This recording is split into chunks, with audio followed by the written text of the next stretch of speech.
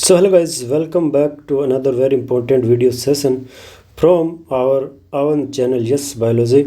मेरा नाम है Dharampal Dhaka and this particular video we will talking about the very first lecture neural control and coordination. So let's talk about the nervous system starting from the very basic, and the most basic thing about the any chapter is a definition. So definition of the nervous system is it is the system that control and coordinate the body activities, conduct and integrate the information and respond to stimuli. ये nervous system की definition है। क्या है कि nervous system में ए system that control करता है और कोऑर्डिनेशन यानी समन्वय करता है बॉडी एक्टिविटी, शरीर की सभी क्रियाओं को समन्वित और नियंत्रित करने का कार्य करता है नर्वस सिस्टम। कंडक्ट यानी संचरित करता है, इंटीग्रेट यानी जोड़ता है किसको, इन्फॉर्मेशन को यानी सूचनाओं को संग्रहित करता है और उसका संचरण करता है अपना तंत्रिका तंत्र, और किसी भी प्रतिक्रिया स्टिमुलाई मतलब उद्दीपन के प्रति रिस्पॉन्ड यानी प्रतिक्रिया दर्शाता है अपना तंत्रिका तंत्र। तंत्रिका तंत्र में क्या इंक्लूड रहता है, तंत्रिका तंत्र में ब्रेन अपना, इसके अलावा नर्व यानी तंत्रिका कोशिकाएं और स्पाइनल कॉर्ड यानी तंत्रिका रज्जु है, स्पाइनल कॉर्ड रज्जु है, नर्व्स है यानी तंत्रिकाएं, और अपना ब्रेन यानी मस्तिष्क, ये सभी नर्वस सिस्टम में इंक्लूड रहते हैं। It includes brain, spinal cord and nerves. It is made up of specialised cell known as neuron, यानी तंत्रिका तंत्र विशेष प्रकार की कोशिकाओं से मिलकर बना होता है जिन्हें तंत्रिका कोशिकाएं कहते हैं। Neuron is the structural and functional unit of nervous system. It has 3 main parts.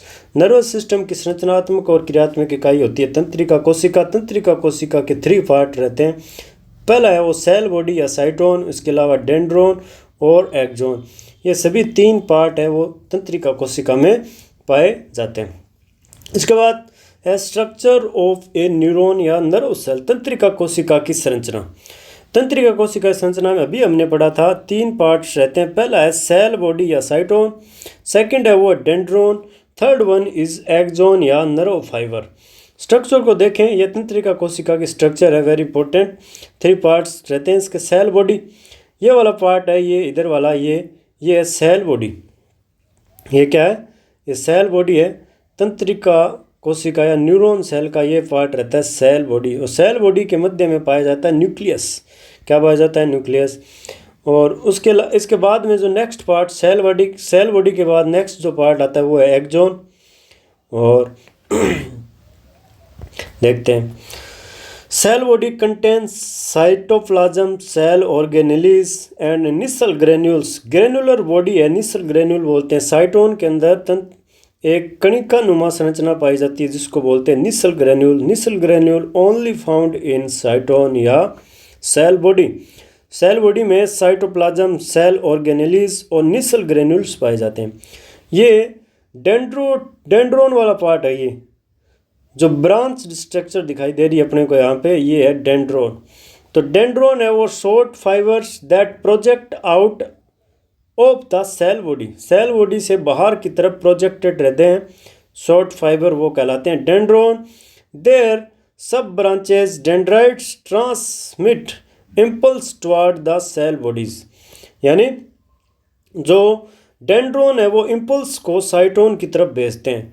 There sub branch dendrites transmit impulse toward the cell body. Cell body की तरफ इम्पल्स को भेजने का कार्य कौन करते हैं, डेंड्रोन्स है वो सबसे पहले इम्पल्स को ग्रहण करते हैं। स्टिमुलाई बाहर से कोई भी इम्पल्स या आवेग मिलेगा उसको सबसे पहले एक्सेप्ट करने का कार्य करता है डेंड्रोन्स। उसके बाद डेंड्रोन्स है वो आवेग को भेजते हैं साइटोन या सेल बॉडी की तरफ, और सेल बॉडी है वो आगे की तरफ यानी एक्सोन की तरफ आवेग को संचरित करने का कार्य करते हैं। तो उसके बाद है एक्सोन। एक्सोन में ए लॉन्ग फाइबर है, सबसे लंबा फाइबर दिखाई दे रहा है, अपनी संरचना में सबसे लंबा भाग है। न्यूरॉन सेल की स्ट्रक्चर में सबसे लंबा पार्ट अपने को दिखाई दे रहा है एक्सोन। और एक्सोन ए लॉन्ग फाइबर है which transmit impulse away from the cell body. ये सेल बॉडी से दूर की तरफ यानी सेल बॉडी से दूर आवेग को लेके जाता है। It branches are called axonite each axonite and as a bulb-like structure called synaptic knob। जो एक्सोन का अंतिम पार्ट है वो गुंडी नुमा संरचना सिनेप्टिक नोब है, वहाँ जाके है ना, इस पार्ट का अंतिम एक्सोन पार्ट का अंतिम भाग कहलाता है synaptic knob. Bulb like structure यानी गुंडी नुमा संरचना होती है जिसको बोलते हैं सिनेप्टिक नोब, जिसमें न्यूरोट्रांसमीटर भरे रहते हैं। एक्सोन टर्मिनल कहलाते हैं सिनेप्टिक नोब। एक्सोन के टर्मिनल वाले भाग पे गुंडी नुमा संरचना पाई जाती है जिनको बोलते हैं सिनेप्टिक नोब, और सिनेप्टिक नोब में भरे रहते हैं न्यूरो ट्रांसमीटर। इसके बाद है टाइप्स ऑफ न्यूरॉन। न्यूरॉन कितने प्रकार के होते हैं? तंत्रिका कोशिकाएं। Structure on the basis of their structure neurons are 3 type: multipolar neuron, bipolar neuron, unipolar neuron, और एक और रहता है वो था सूडो यूनिपोलर न्यूरॉन। 3 प्रकार हैं मेनली। कितने? 3 टाइप्स। न्यूरॉन के कितने टाइप दिखाई दे रहे हैं अपने को? मल्टीपोलर न्यूरॉन, इसका क्या मतलब है? 1 एक्सोन एंड 2 और more dendrons found in the cerebral cortex में पाए जाते हैं। मल्टीपोलर न्यूरॉन कहाँ पाए जाते हैं? सेरिब्रल कॉर्टेक्स, सेरिब्रम में कॉर्टेक्स वाले भाग में कौन सा न्यूरॉन पाया जाता है? Multipolar neuron. और मल्टीपोलर न्यूरॉन किसे कहते हैं? ऐसे न्यूरॉन जिनमें एक्सोन केवल एक होता है लेकिन 2 से अधिक डेंड्रॉन हो। जिस न्यूरॉन में 2 से अधिक डेंड्रॉन और 1 एक्सोन हो वो कहलाता है मल्टीपोलर न्यूरॉन। उसके बाद है बाईपोलर न्यूरॉन। बाईपोलर न्यूरॉन किसे कहेंगे? 1 एक्सोन एंड 1 डेंड्रॉन, ये बीच में ये भाग है, इधर वाला एक्सोन इधर वाला डेंड्रॉन, तो वो कहलाएगा कैसा न्यूरॉन? Bipolar neuron. और मल्टीपोलर न्यूरॉन है वो पाया जाता है सेरिब्रल कॉर्टेक्स में। मल्टीपोलर न्यूरॉन में 1 एक्सोन रहता है और 2 से अधिक डेंड्रॉन पाए जाते हैं। उसके बाद है यूनिपोलर न्यूरॉन। यूनिपोलर न्यूरॉन उसको बोलते हैं जिसमें ओनली 1 एक्सोन एंड हो, वो कहलाएगा एक ध्रुवीय तंत्रिका कोशिका। और ये पाए जाते हैं भ्रूणी अवस्था में, यानी found in the embryonic stage. Unipolar neuron कहाँ पाए जाते हैं? एम्ब्रियोनिक स्टेज में पाए जाते हैं। ये यूनिपोलर न्यूरॉन दिखाई दे रहे हैं अपने को। ओनली 1 एक्सोन, केवल एक एक्सोन ही पाया जाता है इसमें, वो कहलाता है यूनिपोलर न्यूरॉन। बाईपोलर न्यूरॉन में क्या होता है? 1 एक्सोन और 1 डेंड्रॉन, 1 एक्सोन और 1 डेंड्रॉन, वो कहलाता है बाईपोलर न्यूरॉन। मल्टीपोलर न्यूरॉन में 1 एक्सोन और 2 और मोर डेंड्रॉन, वो कहलाता है मल्टीपोलर न्यूरॉन। इसके बाद है types of axon. Myelin sheath की उपस्थिति और अनुपस्थिति के आधार पर प्रेजेंस और अब्सेंस के बेसिस पे types of axon mainly 2 type के रहते हैं। फर्स्ट जो है वो माइलिनेटेड न्यूरॉन और सेकंड है नॉन माइलिनेटेड।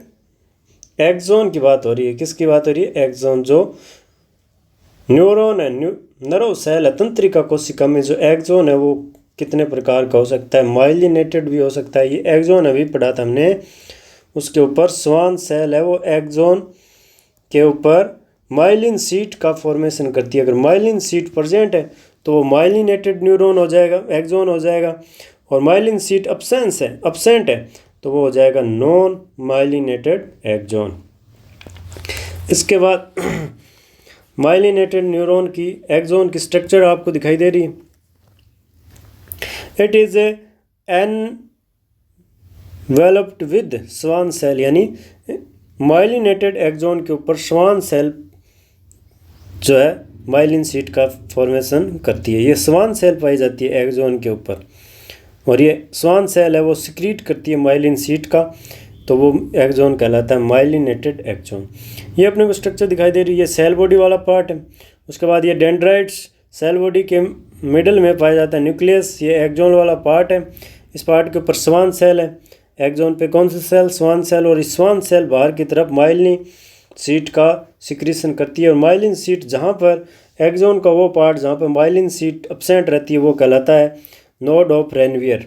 वो पार्ट क्या कहलाता है? Node of Ranvier. जहाँ पे माइलिन शीट एब्सेंट रहती है वो पार्ट कौन सा? Node of Ranvier. It is the involved with Schwann cell which form a myelin sheet around the axon found in spinal and cranial nerve। Myelin sheath वाले axon कहाँ पाए जाते हैं? स्पाइनल और क्रेनियल नर्व है वो माइलिनेटेड एक्सोन होते हैं। White colour area, myelin seat का जहाँ निर्माण होता है वो कलर में कैसा होता है, वाइट कलर। और formed of myelinated nerve fibre is called white matter. Myelinated nerve grey matter और वाइट मैटर, ये अपने ब्रेन में दो प्रकार के मैटर या द्रव्य पाए जाते हैं जिनको बोलते हैं white matter and grey matter. White matter का फॉर्मेशन करती है माइलिनेटेड न्यूरॉन जो है वो वाइट मैटर का निर्माण करते हैं, और नॉन माइलिनेटेड एक्सोन है या न्यूरॉन है वो निर्माण करते हैं ग्रे मैटर का। तो gap between the two adjacent myelin sheath is are called node of Ranvier. तो माइलिन सीट के बीच का खाली स्थान कहलाता है नोड ऑफ रेनवियर। उसके बाद non myelinated axon, Schwann cell present but no myelin sheath. The grey colour area without myelin sheath is called grey matter, found in autonomous nervous system और सोमेटिक नर्वस सिस्टम। तो Schwann cell कहाँ पाई जाती है, Schwann cell पाई जाती है स्वायत्त तंत्रिका तंत्र और सोमेटिक नर्वस सिस्टम यानी कायिक तंत्रिका तंत्र में स्वान नॉन माइलिनेटेड एक्सोन पाए जाते हैं। और नॉन माइलिनेटेड एक्सोन है वो ग्रे कलर के होते हैं विदाउट माइलिन सीट, यानी नॉन माइलिनेटेड एक्सोन यानी without myelin seat. Myelin seat नहीं पाई जाती जिन एक्सोन में वो कहलाते हैं नॉन माइलिनेटेड एक्सोन। यहाँ पे माइलिन सेल स्वान सेल तो पाई जाती है लेकिन माइलिन सीट का निर्माण नहीं करती है। और ये नॉन माइलिनेटेड एक्सोन कहाँ पाए जाते हैं, ऑटोनोमस और सोमेटिक नर्वस सिस्टम में नॉन माइलिनेटेड एक्सोन पाए जाते हैं। इसके बाद जो है वो है generation and conduction of nerve impulse. तंत्रिका आवेग का फॉर्मेशन और कंडक्शन यानी संचरण कैसे होता है। नेक्स्ट टॉपिक है conduction of nerve impulse and generation यानी निर्माण कैसे होता है। Generation and conduction of nerve impulse. Impulse transmission is electrochemical. आवेग का संचरण किस रूप में होता है, इलेक्ट्रोकेमिकल फॉर्म में आवेग का संचरण होता है। Impulse transmission is the electrochemically. 3 step of impulse transmission के 3 स्टेप रहते हैं।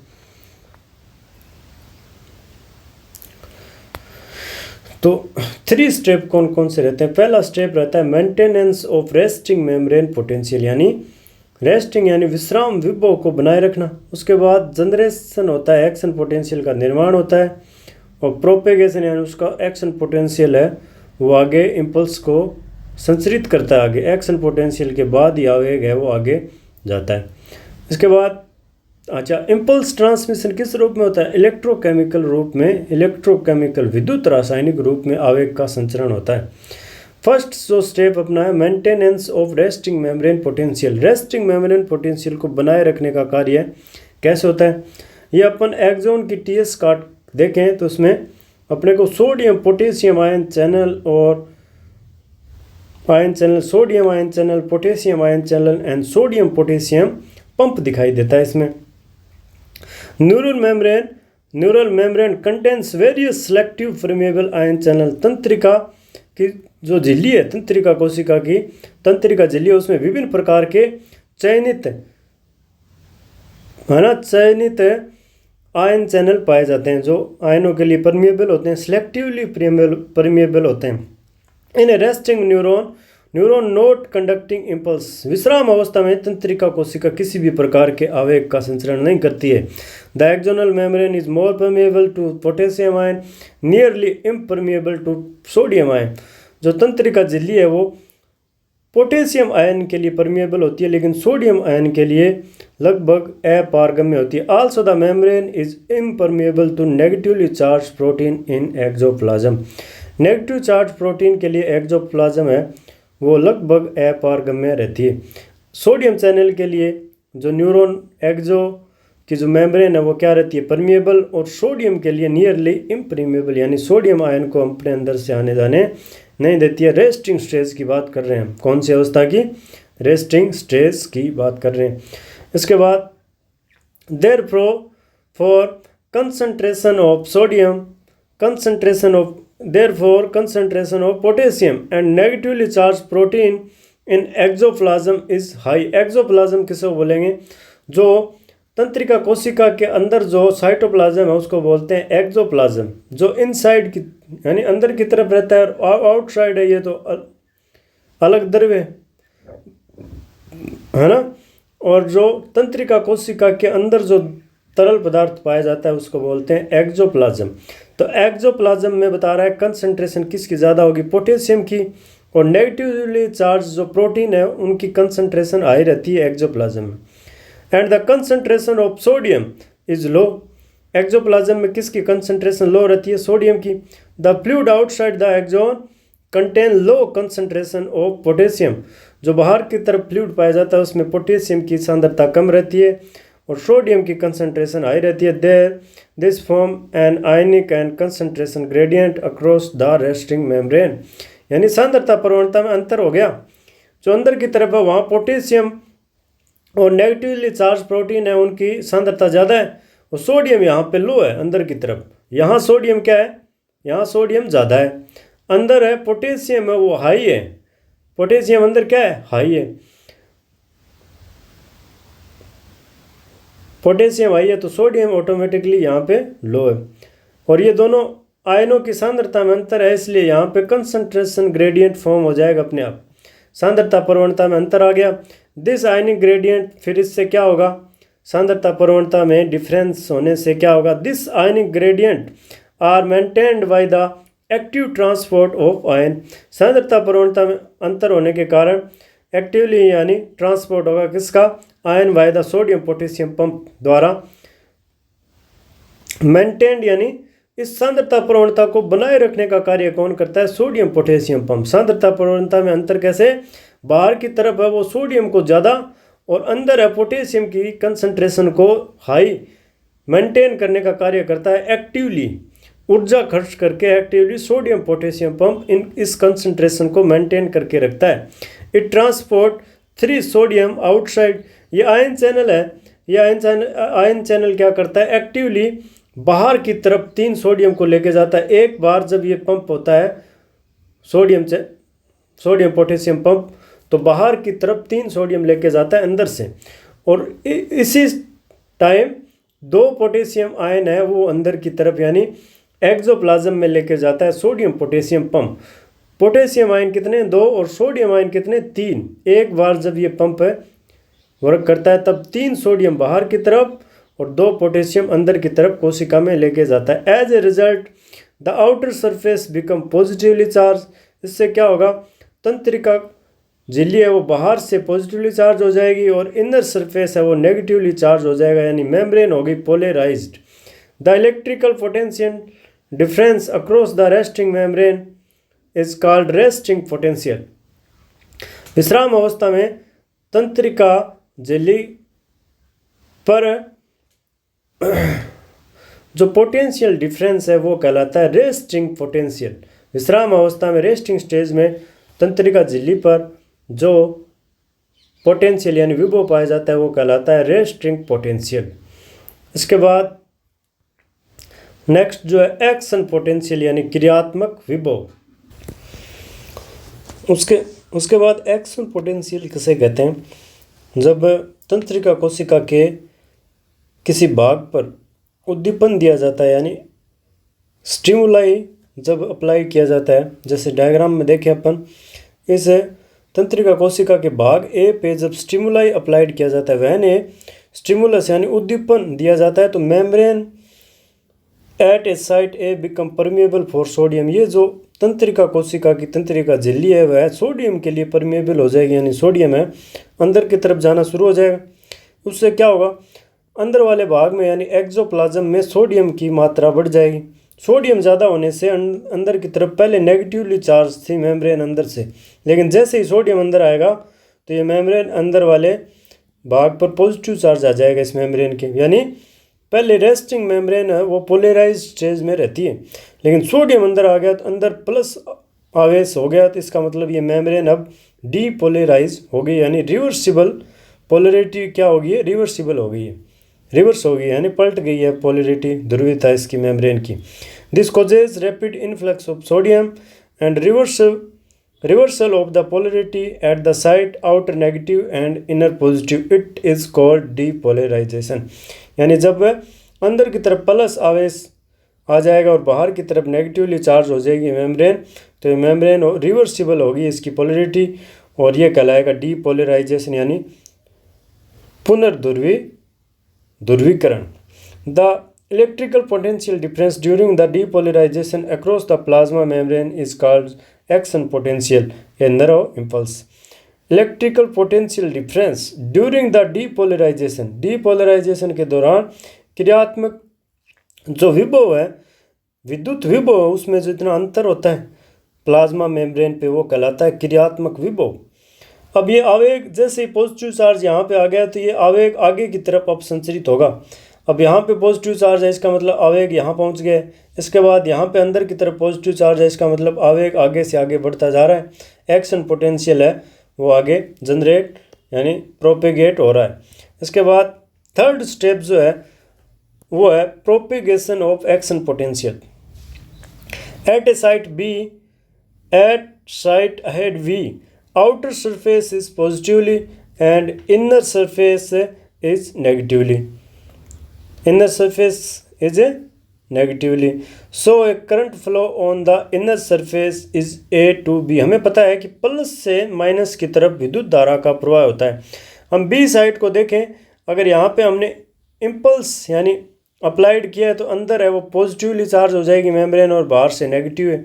अब बी साइड को देखें तो बी साइड पर अंदर से मेम्ब्रेन नेगेटिव है, इसका मतलब आवेग अब ए से बी की तरफ जाएगा। On the outer surface current flow from site B to A, इसका उल्टा है, अंदर की तरफ आवेग जाएगा ए से बी की तरफ, तो बाहर की तरफ मेम्ब्रेन के आवेग जाएगा बी से ए की तरफ। क्यों?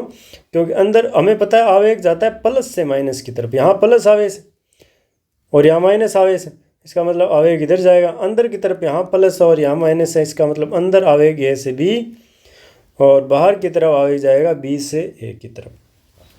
तो आउटर सरफेस पे करंट फ्लो होगी किधर? बी टू ए, और इनर सरफेस करंट फ्लो होगी ए टू बी।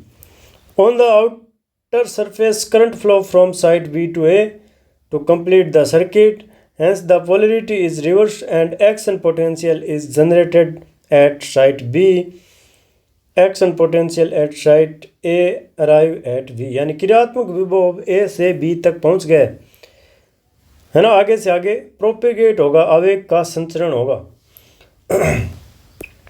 उसके बाद नेक्स्ट जो है the sequence is repeated along the axon and the impulse is conducted, यानी ये क्रिया आगे से आगे रिपीट होती जाएगी और आवेग है वो एक्सॉन के एक सिरे से दूसरे सिरे की तरफ आगे बढ़ता जाएगा। The rise in permeability of sodium is extremely short lived, it is the quickly flow by a rise in permeability of potassium, immediately potassium diffuse outside the membrane and the restore resting membrane, thus the fibre become ready for the further stimulation. ये जो sodium की permeability है वह बहुत ही short lived रहती है, यानी extremely short lived.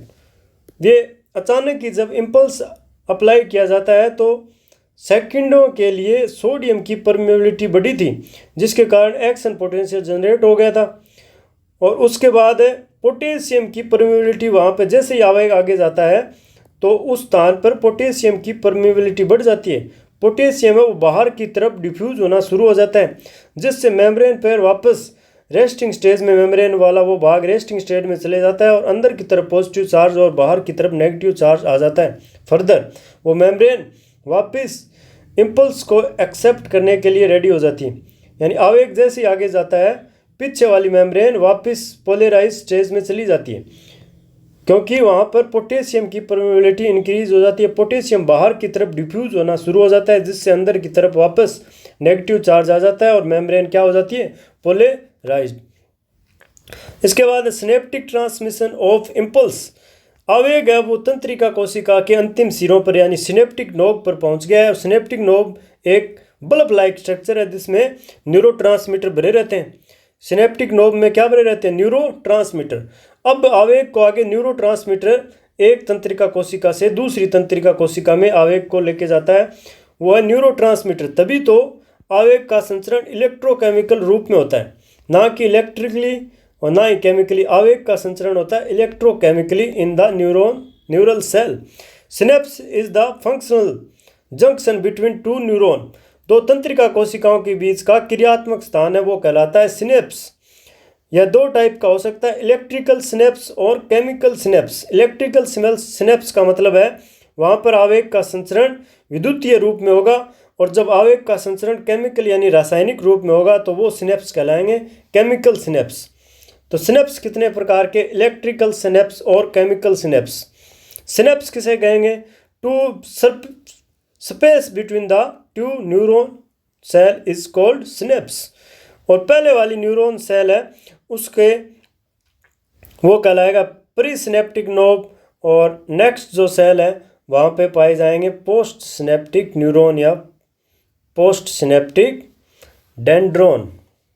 तो सिनेप्स किसके बीच में होते हैं, सिनेप्स दो तंत्रिका कोशिकाओं के बीच का खाली स्थान कहलाता है, वैकेंट स्पेस कहलाता है, जहाँ पे केमिकल भरे रहते हैं, और वो कहलाता है सिनेप्स।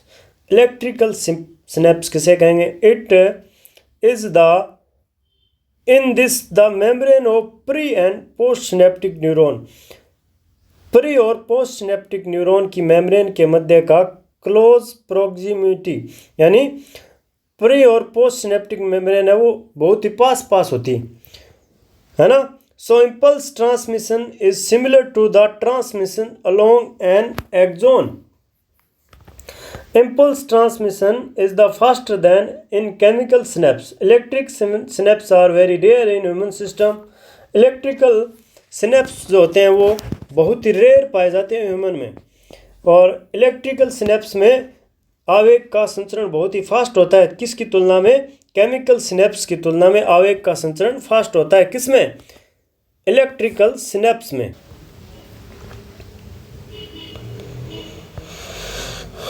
तो भी आज का सेशन अपना कंप्लीट हो गया। नेक्स्ट जो है वो अपने अगली क्लास में कंटिन्यू करेंगे। तब तक के लिए रिवाइज करते रहिए है ना। जय हिंद, जय भारत।